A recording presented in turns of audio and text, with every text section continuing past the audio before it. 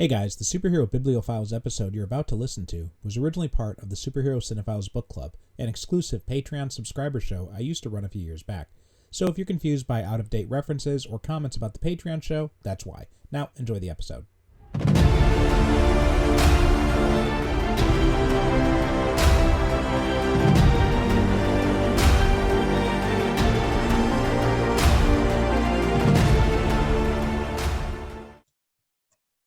Welcome to the Superhero Cinephiles Book Club. This is an exclusive companion podcast available only to my Patreon subscribers, and I'm your host, Barry Constantine.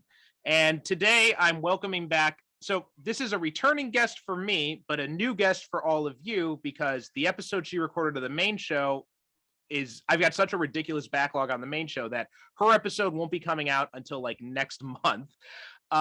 So we're doing a bit of time travel shenanigans here, and that is Kenesha Liu. Kenesha, how you doing today? I'm great. Thanks for having me on again. Hello, everybody. I'm really excited to talk about comic books with everyone. Yeah, thanks for coming on. When you were on the main show and you had told me, because the guests that we usually have on, it's like a mix. Like half of them have never read a comic book in their life, and half of them are, huge comic book fans. So when I wasn't sure which one you were. So when you told me on the show that you were a comic book fan, I'm like, oh, I got to ask her if she wants to come on the companion show too then. So that's a good place to start. How did you get into comic books? I got into comic books mostly two things: Cartoon Network and all of the amazing DC shows that were on there. So like Justice League, Teen Titans, Batman Beyond. And then my brother, he was a huge influence growing up. And like we kind of moved around a lot as kids. And so like I kind of watched him. I was a little bit more introverted back then. And so he like had a huge interest in comic books and he got me into it. And I think that's really where it started. I think like without my brother and without Cartoon Network, I don't think I would have actually ended up being as big of a fan as I am today. Yeah, I had kind of a similar experience. What was the age difference between you and your brother? 6 years. Oh, okay. So that not that bad. But when I was growing up, I got into it through the X-Men cartoon and Batman the Animated Series, and my brother at the time. So my brother's actually like 19 years older than me. You got me beat. Yeah. From my dad's first marriage. So so we had grown up separately and all that, and he had lived in a different state when I was growing up, but he had like a collectible store, like a sports collectible store, and they had a comic book section. So when he found out that I liked X-Men and Batman, he started sending me comics from his store on occasion. And that was kind of like my gateway into comics. And then eventually I started buying them for myself. Yeah. Wow, that's really, really nice. Because like my thing was like, I used to have to like steal them from my brother, which to be fair, like 6 years is kind of big. So like, for example, like I remember I like took his like Watchmen comic and I was probably way too young to read that. And he was like pissed. And also like, I don't think I treated the comic books with, as much love as it deserves. So that's very nice that he would send them to you. Oh yeah. My brother definitely curated stuff. Because he was like, okay, there's this stuff. He's not old enough to handle this yet. So I'm not going to give him like this yet, but this one, it's okay. It's like, a regular issue. I'll send him this. So it was a lot of that kind of stuff going on. Yeah, that's very, very fair. Yeah. I feel like I had like a weird mix growing up. Like I was like into like Archie comics, and like Tiny Titans is like this cute little like comic book story about like the Teen Titans as like little babies. I don't even know. But then I remember that, yeah. Oh, did you? Okay, cool. I mean, I never read it, but I remember like it being like on the shelves and stuff like that. Yeah. But at the same time, I would be like watching like really dark shows, like reading Watchmen and Batman. So yeah, no, definitely interesting mix growing up. Yeah, I remember that as a kid, watching both the Tim Burton Batman movies and the Batman the Animated Series. And then at the same time, Fox had reruns of the 1966 Batman on TV at the same time. So I remember watching both of those like simultaneously growing up.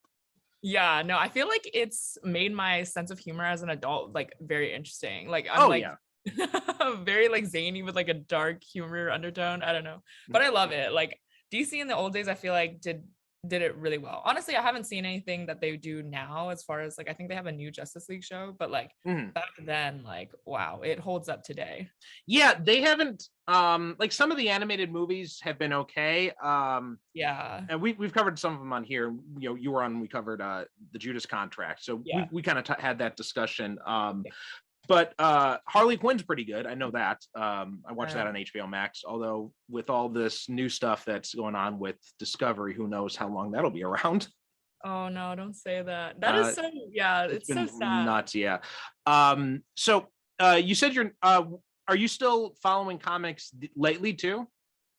Honestly, no. So I think that's kind of the like why I was actually really excited to like find your show was like I have been on a hiatus of comic books for a while, like a couple years. I was really into it when I was young, especially in high school, and then definitely dropped off around like sophomore year of college. So I haven't really been invested, or I don't know what's really going on. And I've kind of taken a step more towards like anime and like manga. So like I really have been like diving back into comic books, and like I'm surprised at myself at how much I've forgotten about everything. So it's been a while. Yeah, I had a similar experience when I was in high school. I was actually working in a comic book store for a year, so I had my whole pull list. I had like at one point I think I was getting like 60 or 70 comics a month. It was ridiculous. Like pretty much all the paycheck I was making at the comic book store was going right back into the store. They essentially paid me in comics, more or less. Yeah, that's wild.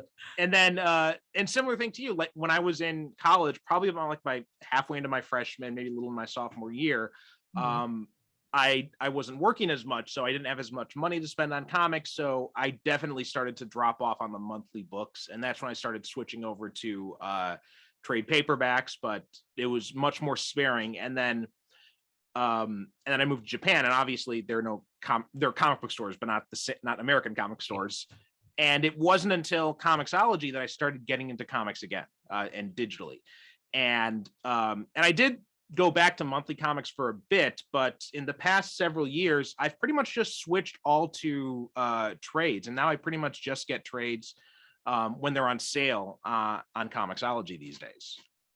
Wow, that's so different. Like I feel like, because I mean, yeah, that's great, like having them online, but I remember like my brother being so adamant about getting, you know, like the first print. Like, oh, that one's so much more valuable, but like it takes up so much space. I have like just like stacked with like the paperback like and the little sleeves, and it's just it's crazy. But yeah, no, I think that's awesome. Like having it online, it's so much more accessible. Yeah, and having and I went through the experience of a few years ago when my parents downsized. Once me and my sister moved out, they decided to sell their house and move into a condo, which meant all the stuff I was using in my parents' house as storage, I had to figure out what to do with. So like all my books, all my comics and all that, it was, do I spend all the money to ship them into Japan where I don't have the space for them, or do I sell them? And so I had to end up selling my whole collection, and that was the final push to go completely digital at that point. Wow, that matched the collapsing of your kids' toys. Yeah. Oh my gosh, that's painful. I'm like such a hoarder. I don't know that I could do that. It was surprisingly not as painful as I thought, because I think it's because I had spent like, you know, I'd been in Japan for like 10 years at that point. So I'd already had the experience of bringing some stuff over, taking some stuff back, and, you know, doing the back and forth every time I would make trips home. And it was just such a chore. And I had already moved, like that year I had moved like 3 times, no joke. So at that point I was like, you know what, I just want to declutter completely. After moving like 3 times in a year, you realize it's time to get rid of stuff. Yeah, I think that's pretty fair. Yeah, there's a give and a take. So today we're talking about a comic book that you suggested, and that is Batwoman Elegy. Now there are actually 2 versions of this in comic book form. There's Batwoman Elegy, which is the main story arc, and that was in Detective Comics number 854 to 860. But there's also another version, which is just like Greg Rucka's Batwoman or something like that, and that includes an extra arc, which is the Cutter arc, and that was done by I think it was Jock from who'd also done the Losers comic book series. So both those are in the collection I had read. How about you? Did you just read the Elegy collection, or did you read the larger one? So I have the larger one. I'm actually rereading that now with the cutter, but I haven't finished it. I've already read it, so I do remember what happens vaguely. But yeah, for this, I reread the Elegy series. Okay. The short, yeah. So what was your? This is my first time actually reading this comic. So I had never had. I mean, I'd read about Batwoman in the 52 series, but I had never really had any experience with her as a solo character. What about you? What was your experience? When were you first exposed to this book? Well, I think my first exposure to like Batwoman in general was like I knew that there was like a Kathy Kane or something, like, you know, Batman had this love interest like way back then, which I think is so funny because basically like they wanted to prove to everybody that Batman and Robin are not gay. So Yeah. like, here's a woman or female and she likes him and he likes her, they're not gay, everybody. Yeah. So that's who I like knew as Batwoman. And they introduced like Bet Kane along with her to go with Robin.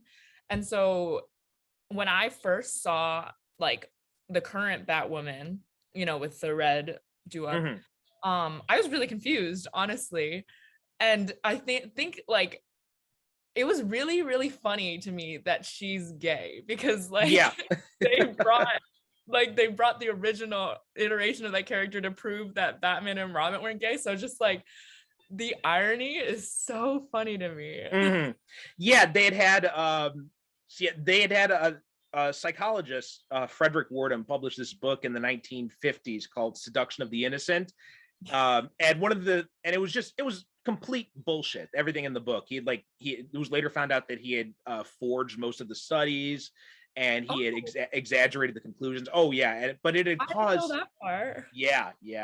It was total quackery. And he basically did, but it caused a moral panic because this was the Red Scare, and it actually led to congressional investigations into comic books, which is just fucking ridiculous. And one of the things the comic book industry did is they decided that we gotta to stop them from, outright censoring us, we got to start censoring ourselves. So that's where the Comics Code Authority came from, which eventually abandoned. But one of the things they did, because one of the big things Wardham was asserting was that Batman and Robin were gay and they were turning young comic book readers gay and all this kind of stuff. And of course that freaked everybody out because they're like, oh no, little Timmy can't be gay. So so they had so DC Comics decided we have to give Batman a girlfriend. So they introduced Kathy Kane as Batwoman and her sidekick Betty Kane as Batgirl. And it was just ridiculous. It was I had read some of those comics. They were just. Did you? Oh yeah. No, not at all. They were so bad. My library growing up, they had like some of those collections, and they had some of the 50s comics. So I'd read some of them, and I remember just being like, this is so bad. Even as a kid, I could tell how terrible they were. That's so funny. Yeah, I mean, I can't imagine that like, shoehorning somebody in like a character specifically to prove that a character isn't gay would end up, creating an amazing story or anything. But that is so funny. I heard that her character was actually pretty popular. I don't know if that's true. I'm not sure, actually. Right? I mean, that was, way before my time. But I'm old, but I'm not that old. But yeah, I don't know anything about her popularity. I know that she doesn't have a good reputation in the modern day, and because people are just like, okay, yeah, she was just created, as a response to Seduction of the Innocent and all that. So yeah, I think it's pretty cool that they had done this completely new take, and she was based on a character that was created out of fear of the Bat books being too gay, and then they make her gay. Yeah, I think that's so funny. I don't even know if they like realized, like, I don't know if they did that intentionally or if they were doing that because there was like some humor to it. Because I think when they like asked like whoever was in charge of DC at the time, he was just saying that it was for diversity. But yeah, no, it's so funny. It's so great. So what were your opinions going back and rereading this story? You know, I think the first thing was I felt like the pacing was a little bit quicker than I remember. Mhm. But I was also kind of like I wasn't, I think because the art, you got to talk about the art for this series. Yeah. Like it's so good. And I think the first time I read it, like every panel would like hold me for seconds. And so I Mhm. think the first time I read it, like I don't remember it pacing fast, but I think the second time, like I would still like look at all the panels, of course, but I wouldn't take as much time with it. So it did feel a little bit fast, but I still think that this comic holds up. And I think that they do a really good job of like showing her who she is, especially Mhm. like she's not a super like she's not like the face of DC. So maybe not everybody knows her. Yeah. So I think they did a Especially really at this point when it came out. yes. Yeah. So I think they did a really good job of like establishing who she is and distinguishing her from Batman and then like establishing her relationships with the people in her life. Absolutely, yeah. And you're right. We do have to talk about the art. J.H. Williams Oh, III did the art on this, and it is just beautiful to look at. And not only just the way he draws characters and background, but even his page layouts are unbelievably complex and innovative and creative. And it's just all this stuff. I'm you go ahead and talk about some of the stuff because I want to look up some pages to specifically call out here. yeah, no, I completely agree. There was two, well, there's so many panels that I love, but like specifically talking about the layout, there are two panels that I love. Um, and I don't know if they'll be everyone's favorite, but there's one where it like kind of shows the layout of like the Kane house, and they're like, they're pretty well off. And it like it reminds me of like the coolest like clue board that there'd ever be. Like it's so cool. And then they have the dialogue overlaid on top and it looks amazing. And then there's another panel where it's revealing the identities of the hybrids Mm-hmm. um, in their civilian, identities. Counterparts, yeah. Yeah, it shows it so nice. Like mid conversation, like you just see a panel of their like eyes as their like hybrid animal form, and it's so nice. It's beautiful. This is one of my favorite ones. I think this is the one that stood out the most to me. Where it's like this, it's this double page spread, and it's Batwoman and Alice, and basically like flip sides of the same coin, and they feed into each other. Their capes feed, and in their capes is the panel layouts of the rest of the page, and it's just everything is the panel layouts, the borders form perfectly to the contours of their capes, and it's just unbelievable. Like as an artist myself, I cannot help but bow to like how amazing his layout skills are. Yeah, I think that like, and also I feel like sometimes artists can get a little bit lazy with certain panels, but like you never see that with him. Like, no, I feel like every single page is artwork in itself. Oh yeah, absolutely. This other one here, this another 2-page spread, and this after this one, like just like it moves the story along. He's got there, and to your point, I think also there's a lot of artists who they can't really replicate the feel of motion in their drawings. And Williams's our artwork is it's very painterly, so it does have it can feel static by itself, but so it's not so much the artwork that moves, but it's the panels that give it more of a sense of motion.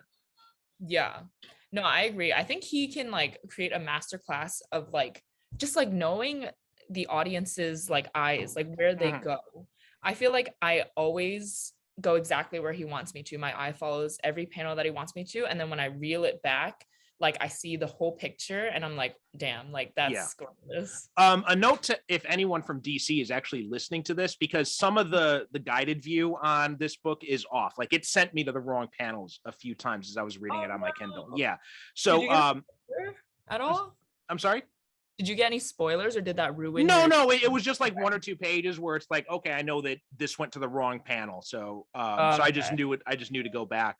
So it wasn't any spoilers or anything like that. But but another thing he does with the art is when he draws the flashback scenes, like this one here I've got up.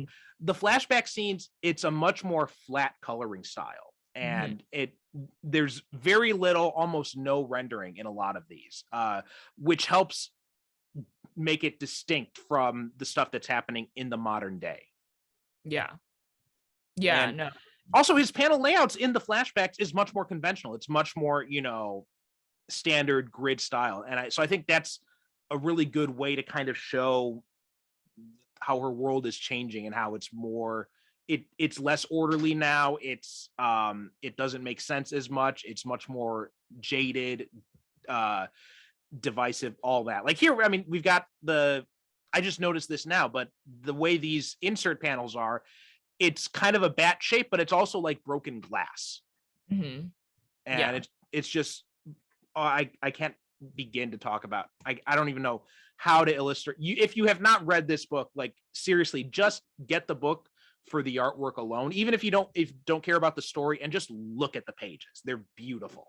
Yeah, I think he's a really smart artist. I even think like having it formatted, the flashbacks the way that it is, it kind of like, well, first off, like it looks like an older comic, so it works with the flashback.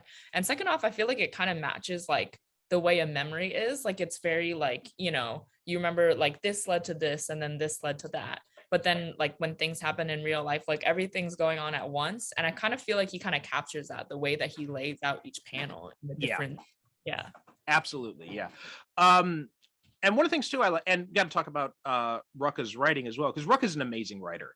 But one of the things I found interesting when I was thinking back on it is that the main plot is not really anything unique or new or anything like that. It's just a standard, super criminal is going to poison Gotham City with a toxic cloud.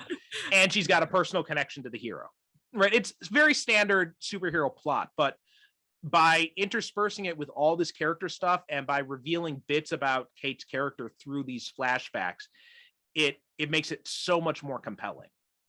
Yeah, I think like he did it, like I think he knew that the important bit was like, as an audience who's first being exposed to Kate, and also like I know that it's still in the 2000s, but like, I feel like gay characters sometimes have an uphill battle going against them. So I think he knew that the important bit was getting us to get Kate and understand her and like her. And I think that having a more simple story and really like focusing more on the characters was a very good choice for that. Absolutely. Yeah. And one of the things that I didn't realize, because I don't know exactly. I didn't realize when this had come out and how early it had come out, because this came out in 2009, 2010. And in this book, in her flashbacks, she gets kicked out of the military for being gay, for Don't Ask, Don't Tell, which, I'd forgotten that was still a thing up until fairly recently in our history. But even though like that was back then, like what, like 10 years ago, there's still like a thing with that now, with like don't say gay in like Florida and with Disney. Oh God, yeah. So that's a little sad that now that I've thought about that.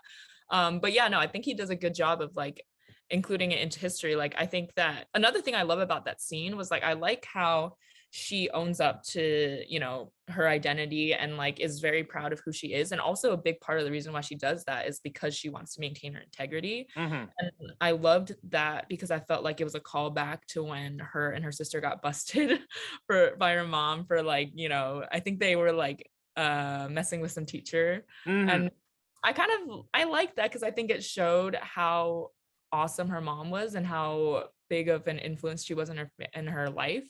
And it was very simple. And I was like, that is smart. That is really smart. Well, yeah, one of the cool things that Rucka does is he introduces a very common idea, right?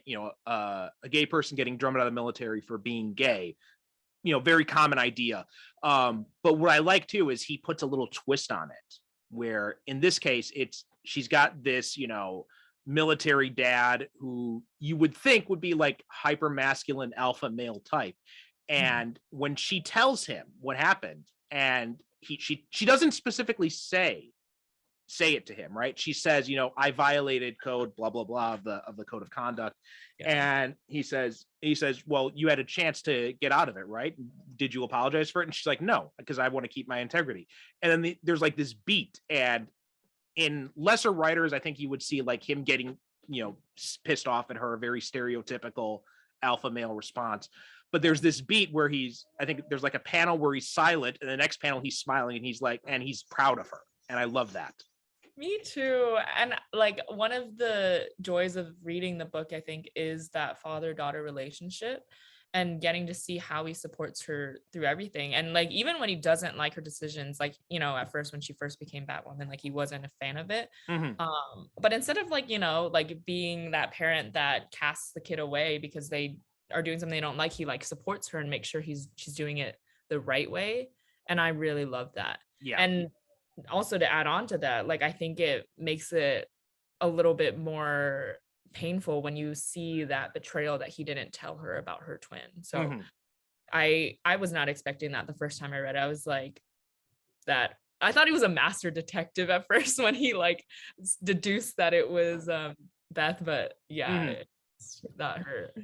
I also wanted to note one other thing about the art that I just realized when I was watching it. Let me show you this page so you can see what I'm talking about. Is that this is another flashback, and it's the flashback when she meets Batman. And one of the really interesting things here, well, first off, I'm getting huge Michael Keaton, Tim Burton Batman vibes from the way J.H. Williams draws the costume here, which I love. But second is that the rendering is done very differently on Batman, right? Batwoman or Kate in this scene, she's not Batwoman yet.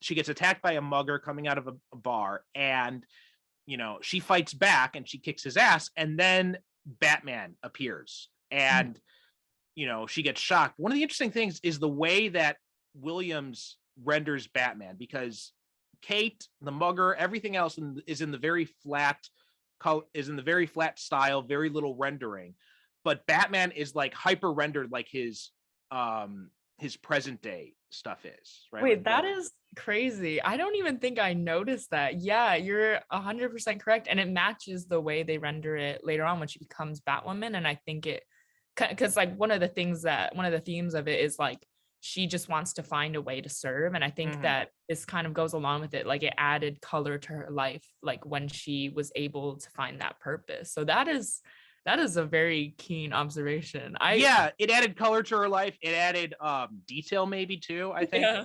I think you could also read it as just Batman being a timeless figure, right? So like, whereas this is a moment in time for her, you know, Batman is so timeless. And I think it's the symbol of Batman more than anything else. I think that could also be another reading of it too. So many possible readings in just that little detail. I love it. Yeah, no, that's very fair. Yeah. Oh my gosh, it's gorgeous. Go ahead. No, I was gonna say, like, I love the red. I feel like it doesn't really make practical sense, but it just works so well on the page that I can't be mad at it. Well, and here's another example of the flashback. In this flashback scene, this is when the panels start to blend into the modern day style. Right now, he's starting to use the jagged. You know, he's breaking away from more conventional panel layouts, and I think that again, it shows how these two points in time are meeting. Yeah. And then we get to this one, which is another one of my favorite pages, where you know it's this double page spread again, and it's Batwoman at the top of the page, her symbol, and then from her symbol we have all the rest of the panel layouts. Yeah. To people listening, like I want to recommend that if you read it, like maybe buy it, because I think having it in your hand, it's so nice. It's like you can like really get into the artwork, and like it's gorgeous in person. And something else, and gorgeous like this as well, though. But also something else about, and this is more on the colorist. So I'm not sure if you know what color holds are in comic book art. No. Okay, so color holds are, for the most part, comic book art, the line work is black. Color holds are when the colorist goes over the black lines in color. So and it's used to create really interesting effects. You see it a lot with like energy effects or stuff like that. But it's also done stylistically. So I think one of the interesting things is that he uses these very bright color holds on Alice. And the colorist is, I want to make sure I give him credit too. Dave Stewart is the colorist on this. And so like if you compare Alice and Batwoman together, you can really kind of see how she stands out more with the color holds. Yeah, like here's a good example.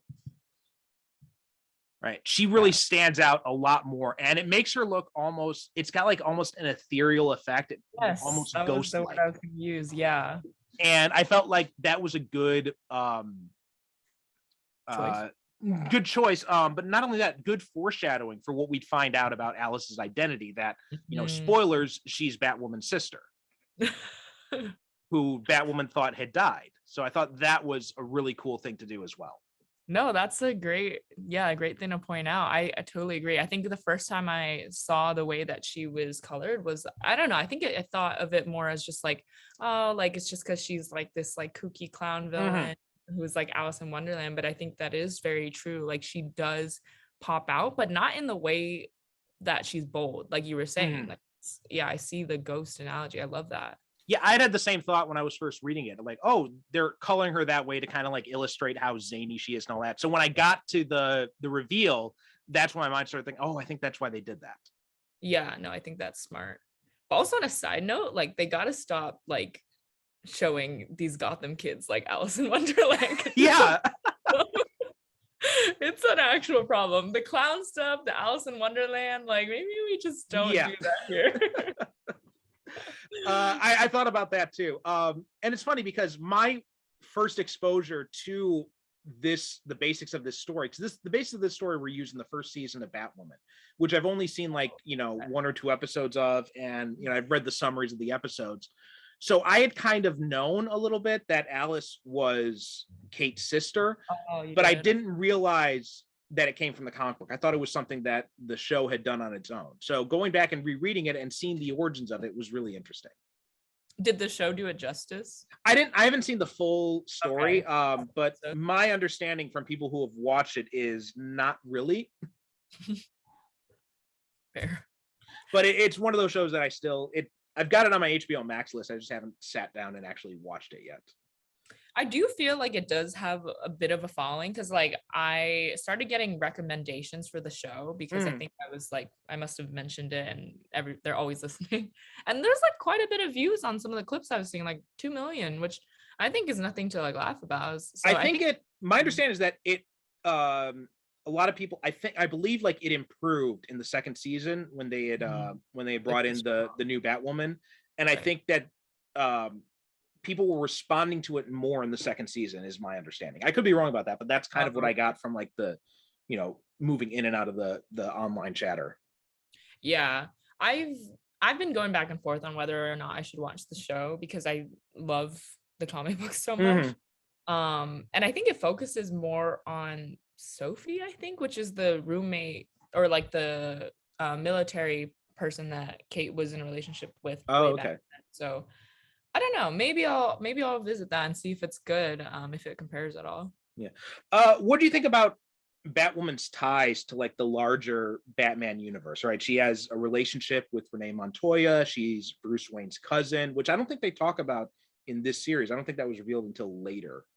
I kind of wish that she wasn't Bruce Wayne's cousin, though. I don't know. I think it's like too much. I kind of wish that it was just like they kept those two things separate. Also, random thing, but in the comic books, I think I was like reading that when it was still Kathy Kane, which like is the character that they first brought in, there was like a story where she's like the aunt of Bruce, and then they have a relationship, and I was like, oh my gosh. There are a few different versions of Kathy Kane.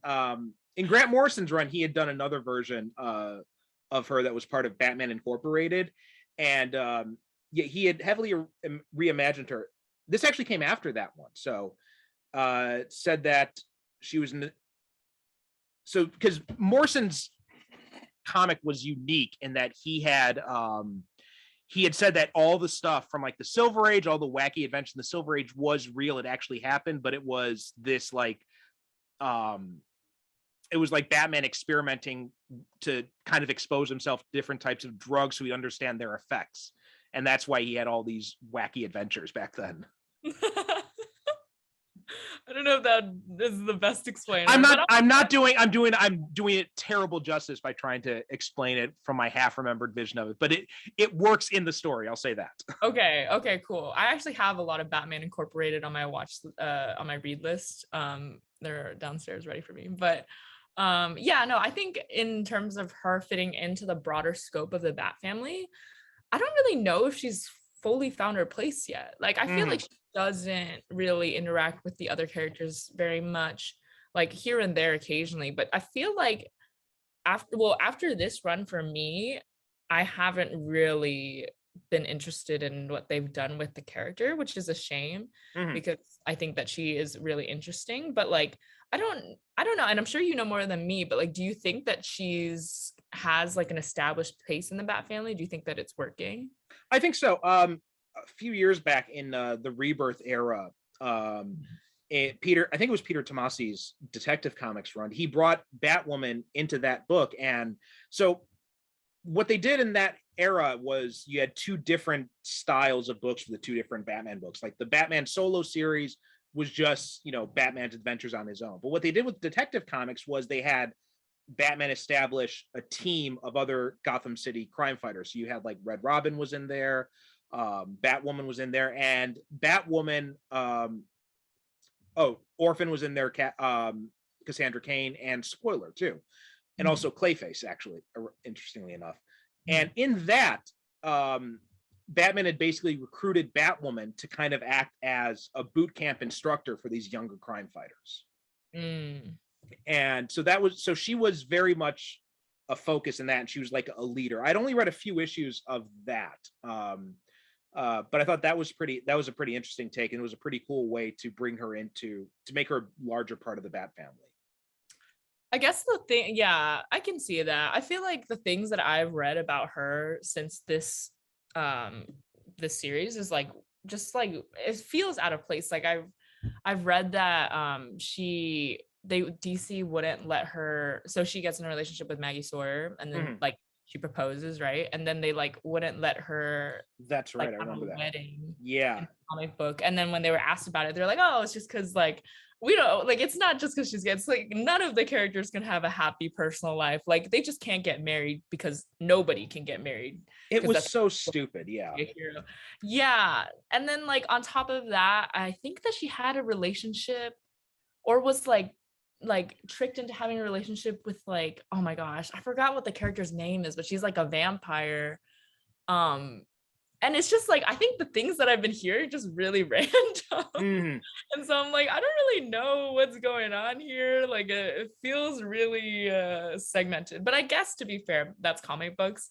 Mhm. Things do sound weird when you don't read it. So maybe I should give it a chance. Well, yeah, I mean, I was a prime example of that when I was trying to explain the Grant Morrison stuff. And anytime you try to explain a Grant Morrison story, you're probably not going to do it justice. Just read the comic book and you'll understand it. It makes more sense Like that way. we could It make doesn't make sense, but it makes more sense in the context of the comic.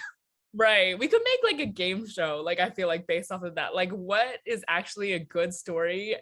Like and then like just like have them as prompts. Like because Mm. that is a good story, but then the thing with like have introducing Kathy Kane because they wanted to prove that they weren't gay wasn't good. Like, but it all sounds crazy when you just say it out of It is, context. yeah. Well, one example of this is I think it was a few days ago, I was reading the Cosmic Ghost Rider series, trade Mhm. paperback. And, I'm not sure if you know about the Cosmic Ghost Rider. So No. basically, it's Frank Castle from an alternate universe Mhm. who died and became the Ghost Rider. And then he ended up becoming the Herald, one of Galactus' heralds, and got the power cosmic. And then he ended up becoming a slave of Thanos's and was forced to kill for Thanos. And now he travels back in time to find baby Thanos, and he kidnaps baby Thanos. So it sounds like I'm stoned when I But it sounds describe like it. it's good though, Yeah, actually. and I'm just like, this is the kind of wacky shit that's why I love comics. Yeah, I feel like it's not really something you can explain to people Mhm. sometimes. Which is why I think this elegy kind of puts itself apart because you can explain the plot of that and it's like, oh, that sounds like a good story. It's very Yeah. normal. But Mhm. that's not like, even though they don't have superpowers in the Bat family, like it shit gets wild.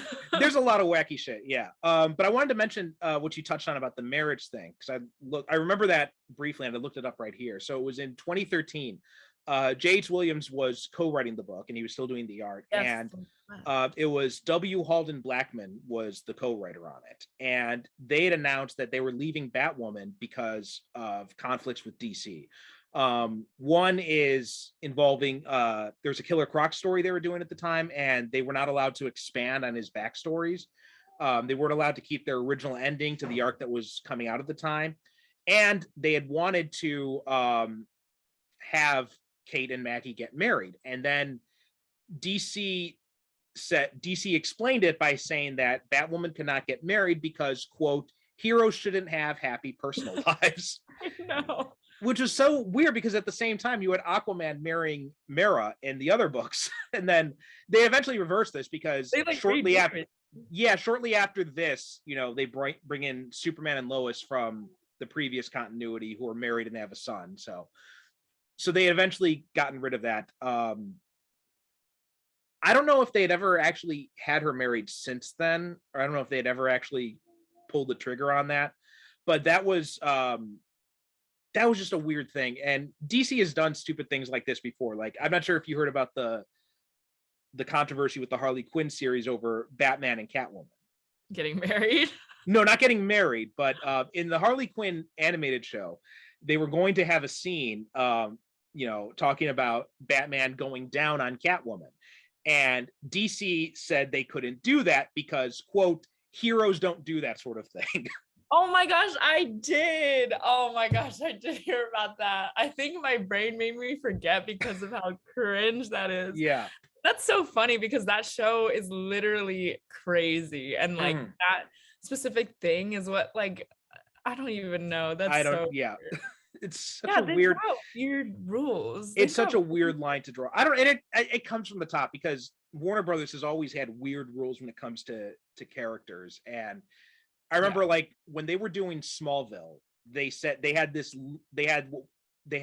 rule that Batman couldn't be used in any other properties because he was being reserved for the movies.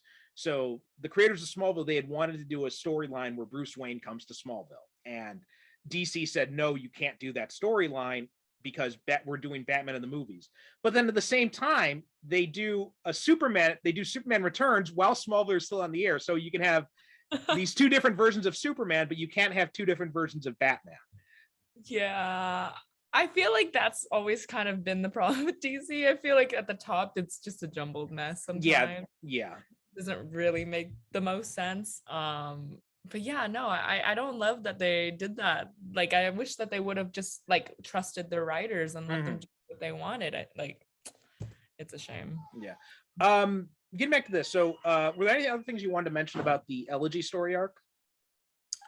I wanted to get your opinion on the twist, actually. Like, did you see it coming? Did you like, did it knock your socks off? Did you love it? Or did you kind of like... You're talking about the sister reveal? Yeah, because I think like for me, the very last panel of the flashback where it shows like, so basically when the twins have their birthday, like their dad is like basically never there, and then so like in that panel they were gonna go and celebrate with the family, but then the dad had another trip abroad because he's in the military, and so like them two and their mom go to get like like some fun in Brussels. They get like chocolate and I think waffles, and then they get like kidnapped in the middle of it, and then in the very last like page that it shows the dad like rescuing Kate, but then you see that the mom has been shot in the head, and there's like girl on the floor, and it's very obvious that she's dead,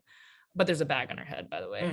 But I love the panel where it's just like he's telling her like, don't look, Kate, like don't look. And it still like sends shivers when I look at that page, and you can just see her eyes like locked in on her family. And oh my gosh, it always kind of makes me like sad. It always gets me. I wanted to get your opinion on that. So the reveal didn't surprise me because again, just from reading summaries of the episodes, I had known that I had half remembered. It was in the back of my mind.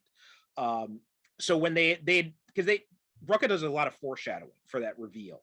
Yeah. And there's like there's an interaction with Alice and their father early on, and he says something. At that point I'm like, oh, I think that they're related. And then before Alice falls from the plane and she says, you have our father's eyes, then I'm like, yeah, that's your sister. But that scene you're talking about, the the rescuing scene, or after the family gets killed, that was a really well done. That stood out to me as well. The fact, and he's telling her, "Don't look, Kate, don't look," and then it's just a close up on her eyes are just open and staring. And that just even hearing you re-describe it was sending chills down my spine. I think he made a good choice too, Rekka, of just like not telling us what happened, but showing us. That's like one of the number one rules of movies that a lot of directors break. Like, don't tell us, show us. And he did a really good job of that. And like, I think that it really builds on top of that betrayal, because the dad knew and didn't tell Kate, and on top of the reveal. And like, I don't know, I think that's one of the things that made this series for me. Yeah. I think it was great. And it was because you've always got to have that element of tragedy in the backstory for a back character. But I also loved how when she's trained to become Batwoman, and her father is giving her this advice and telling her, like, you can't be doing this for vengeance. If you're doing this to bring back your mother and your sister, you've already lost. And it can't be about vengeance. It has to be about something more than that. And I thought that was a beautiful exploration of what it means to be a Bat character versus, your standard revenge driven vigilante, right? It has to be more than just vengeance. I thought that was really cool. Yeah. And I think that she is definitely different from, like, she's not the broody Batman. Like, she's definitely not just a female version of Batman. Right. Like, she's got personality, she like has her like random quips, but it's also not like, like Nightwing. Like she's definitely like put herself apart as a very different character. And I love the way that they show that in the comic book. I mean, that's one of the concerns whenever you're going to have a new Bat character. It's like, what space is this character going to occupy that's not being filled by one of the other, dozen or so, vigilantes running around Gotham already. And yeah, I think that's a good thing that they did. They found that space for her, and also giving her that connection with Montoya, with Maggie Sawyer. I thought those connections also, because she has those are personal connections, right? Unlike Batman, who his connections with the police is just through Gordon as Batman, right? That Bruce Wayne doesn't really have a direct connection to the police force in the same way that Kate does. And I think that's part of the reason why I don't like that she actually is his cousin, because I feel like it's just tying her to the character. And like, I feel like it's also kind of a thing in comic books sometimes where it's like this female character is just the cousin of the male. Like She-Hulk right now is just like, I haven't watched it, but like, the first episode is great. It's so good. Is it? I hear it's good. Yeah, but like, I wish that they were just separate in that sense. Like, I think that's just a personal qualm for me. But yeah, in the She-Hulk case, it makes sense why they kept that, because that was from the comics. But you're right. There wasn't really a need to have her related to Bruce. I think they just did that because they wanted to eliminate any potential speculation that she might end up being bi, or that she might end up turning straight and going straight for Bruce or something like that. They just wanted to completely I'm not sure, but I think that's just my feel of why they would have done that, just to completely nix any possible speculation about her being a love interest for Bruce. Yeah, maybe I can see that, which is funny because I think there's like at one point like Nightwing like hits on her and he's like, I've got a thing for redheads, because he doesn't know about her sexuality, and like obviously he's referring to Barbara Gordon and stuff. I thought that was really funny. One of the other things about this collection, I'm not sure about the Elegy book that you read, but the Batwoman by Greg Rucka collection I have, there's actually Rachel Maddow actually wrote the introduction for it, which really kind of surprised me, because I did not expect to see an introduction. Like there's some news people that you can kind of tell they're nerds, like Joy Reid for one. She's always talking about like nerdy shit on her show, so like that's someone I would expect to see that. I was not expecting to see it from Rachel Maddow, so I thought that was really interesting. Wait, that's crazy. I didn't know. I don't have that in my book. Yeah, so I guess it's just the Batwoman, the deluxe version then. Yeah, no, that's super cool.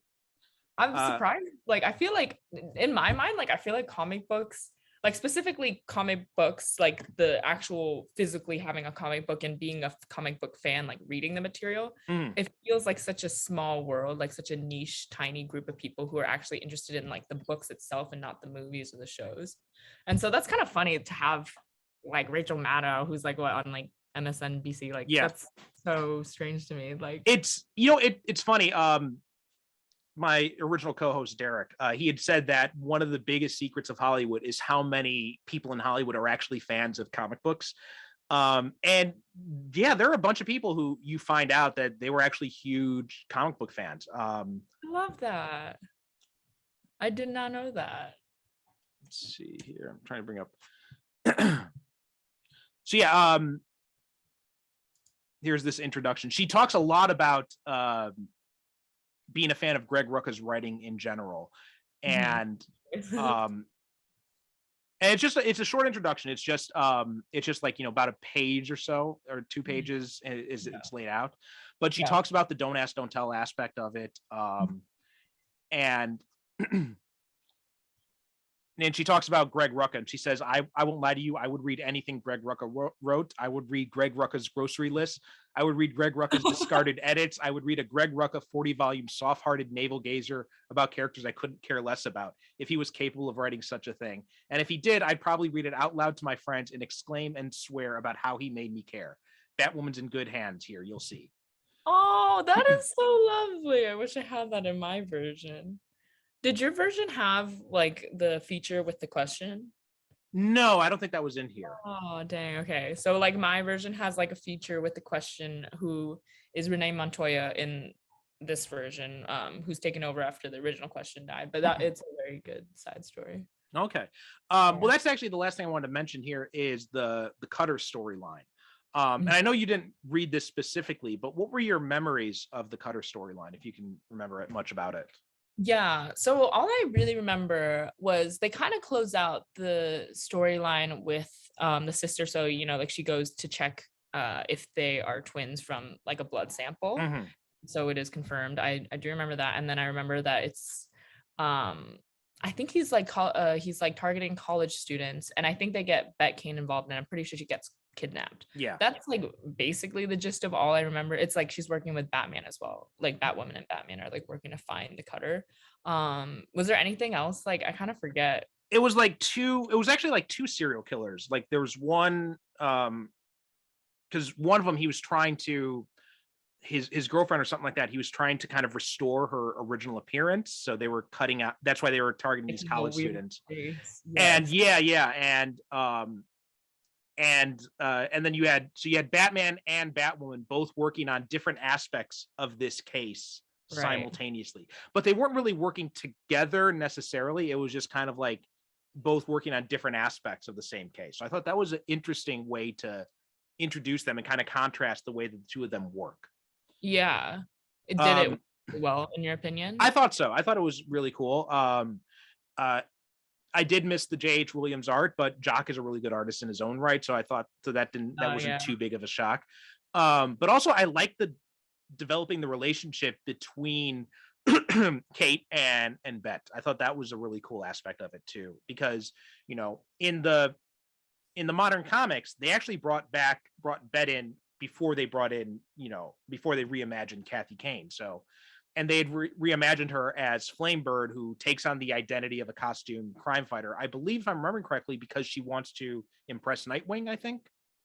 Yeah, which I think is like supposed to be homage to like how Nightwing and Flamebird were like a thing in like the old comics. So I think it's a little inside joke. But yeah, she is very self-centered at the start. I'm pretty sure she just does it specifically to get his attention. Yeah. So it was cool seeing her in this, but again, to what you were saying about the relationships, it does get a little bit weird because she's also cousins with Kate. So everybody's cousins. Yeah. Yeah. Like how many different branches of the Wayne family tree are there? Honestly, yeah. But I think that's nice too, considering how little they interact in the Elegy series, and also like Kate's, not gonna lie, a little bit mean to her. Like that's kind of like, hey, you want to hang out? And every single time Kate's like, like I got a thing, like can't. Yeah. So, yeah, no, I love that. I definitely need to reread that part. I have it on my couch actually. I was about to read that, but then I like ran out of time. But yeah, I'm looking up here. And eventually, and like this story, the Cutter story actually ends with her with the Flamebird costume and telling Kate that she wants to be her partner. And And apparently after that, they did end up working together in the regular Batwoman series, but I didn't read that. What did you read that series? No, and also I'm pretty sure it got canceled pretty quick. Okay. Like, yeah, I think that she had her own run, right? Because she was in the Detective Comics. Yeah. Which one thing that I thought was really cool, kind of random, but like that was like around the time where like Batman like dies. So I think that it was like cool that the first the interaction that she has initially with him, where like they're just talking on a rooftop about like the crime organizations. It's kind of like I was kind of wondering, like, is that Bruce Wayne or is that Dick Grayson? But anyway, I think at this point it was still Bruce. I'm not 100% sure, but I believe because when she came in, it was there was a 1 year later period after Infinite Crisis where Batman, Superman, and Wonder Woman basically go away for a year. And in Batman's case, it's because he was taking Dick Grayson and Tim Drake on the same journey that he took to become Batman, like taking them to places where he trained and all that. So they had spent a year doing that. Superman had lost his powers. I don't remember what happened with Wonder Woman. And then the 52 series that filled in the gaps of what happened during this year they were away. And that was when Batwoman came in. So I think by the time we get to the Cutter story arc, I think Bruce comes back briefly, and then shortly after this is when he had died and when Dick took over. Oh, it wasn't before? No, if I'm remembering the timeline correctly, I think that's how it happened. Oh, okay. Because I think she corrects him at one point, and I think that was part of the reason why I was like, okay, strange for Bruce Wayne to like get something wrong. They're like talking about the number of gangs, and he's like, oh, there's 12. Oh, that's like, yeah, I noticed that. And I thought like, it's a little strange. I thought that was just kind of a way of her showing up Bruce, like saying like, I'm actually better at this than you think, type of thing. Oh, I hate when they do that with female characters. Maybe that was me just being like, it's not that. It's because it's not Bruce Wayne. Yeah, maybe. Okay. I was kind of wondering that. I was thinking to myself, I was like, I don't actually know which Batman that was. But yeah, definitely by the Cutter arc, I was assuming that it was Bruce Wayne. Okay. Yeah, I'm pretty sure because the way he talks to Gordon and all that, just like the way he's speaking, it seems much more Bruce Wayne than Dick Grayson, because Dick was a much more lighthearted Batman. That's true. And he was right. He like got a one up on her because he's talking about that wig and she gets it pulled off. Like yeah. So they're 1-to-1 even. So well, that was a cool little moment when he says, you know, the hair is a liability when you're in the field. And I thought, and that's a good point. But then again, you know, it's comics. We do this wacky shit. I know. Like, I think that it's funny because there's like multiple times where they kind of mention that her costumes kind of doesn't really make sense. Like they mention the wig. There's a part where she talks about how like when her dad first shows her the costume, she's like, are those heels? And he's like, yeah, like I could only find the boots. I love that he's like, yeah, they're heels because I couldn't find red boots without heels. Which like you can like literally like create these like special weapons. You can't find red boots without heels. And I think they talk about how her costume is red at another point. So I think that that's just so funny. Like, I mean, it is true. It is a liability and it ends up being one, but she still wears it. Hey, she looks great. So who cares? Yeah, we'd covered Dark Knight Rises recently on the main show, or I'd recorded the episode for it. Right. And one of the things that always sticks out to me when I watch that movie is Catwoman's heels. Yeah, I know. It doesn't make sense. Like, well, it's one of the weird things about the Nolan films is that in trying to make a realistic Batman, they throw in this stuff that makes you show that Batman doesn't work in the real world. I think the heels is a perfect example of that. Yeah, I don't know why they do that. Like one of my favorite moments in Young Justice is when like Zatanna and Artemis are like doing like I think they're doing like their nightly, I don't know, run-ins with the law, and Patrol. Like at one point, she like does a spell to like change her boots out because they've got heels on, and I love that. I was like, that is practical. That is my girl. Yeah. I'm glad that's a trend that's slowly dying in comics. You're seeing a lot less female heroes walking around in high heels these days. Yeah, but other than that, like actually her costume's like pretty practical, and I think it's a really good, like everything is really nice. Like the red underneath the cape, like the, you know, the little gauntlets have like her little batarangs. Like I think everything else about the costume is really nice.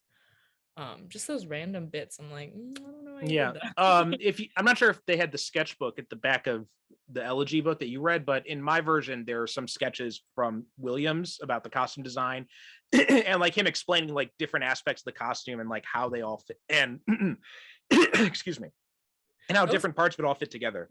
Yeah.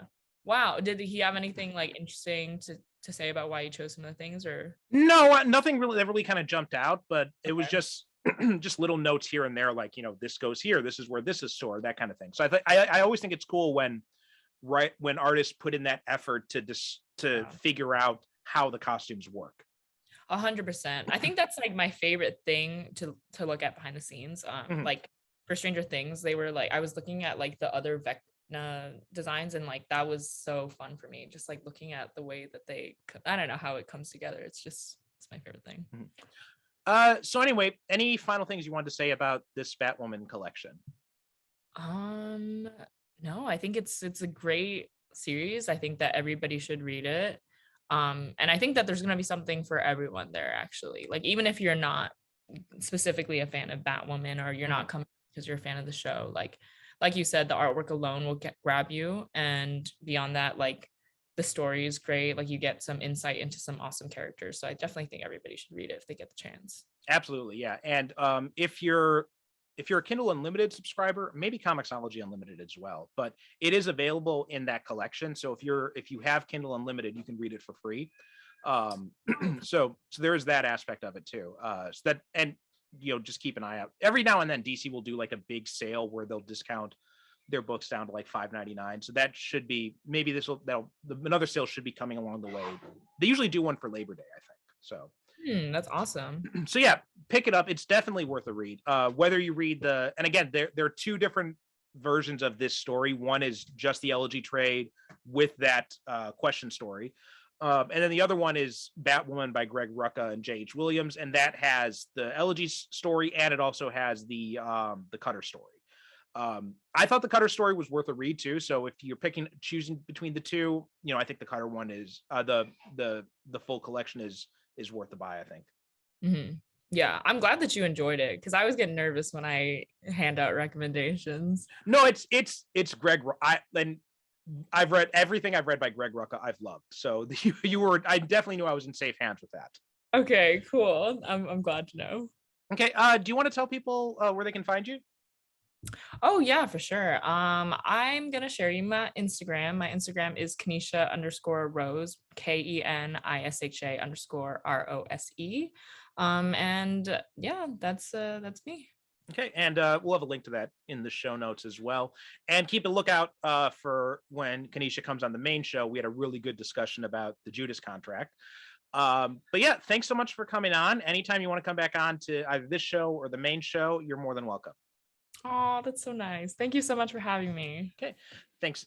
Thank you. And that does it for this episode of the Superhero Cinephiles Book Club. Thanks so much for subscribing and for being a patron. And remember, if you want to help support the show in other ways, you can buy the books through the links, or you can also let other people know about the show. That's another way you can help support us. Thanks so much for listening, and we'll talk to you next time. Thank you for listening. And as always, good night, good evening. God bless.